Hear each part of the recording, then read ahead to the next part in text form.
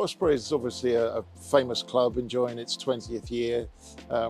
Always been a big part of the community, and I know that there's a lot of great community work that goes on. The rugby side's looking very exciting at the moment.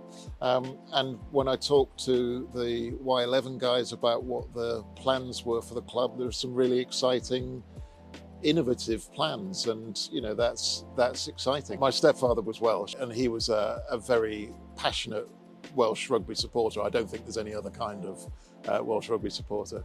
And you know, I lived in London at the time. They were redeveloping what's now the Principality Stadium. They were playing at Wembley, so we used to go to a lot of Wales games. That was really what properly got me into to rugby. I spent 30 years in the automotive industry.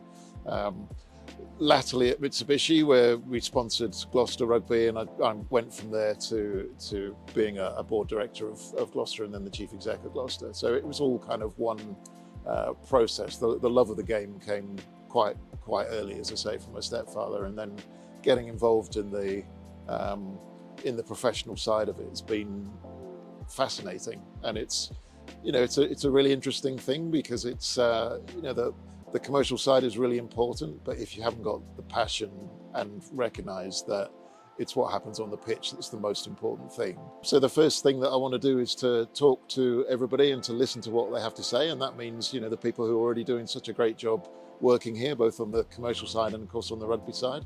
But I also want to listen to fans and listen to what they expect and what they want, and listen to local businesses about it's got to be a relationship that works for both of us. So how can we do things that help them, and how can they do things that help us, and understand all that and develop a clear view of what we want to do, how we can become a very successful club again. Your local fans and your local businesses are always the backbone of any club, and particularly a club that's works so hard towards doing good things in its community.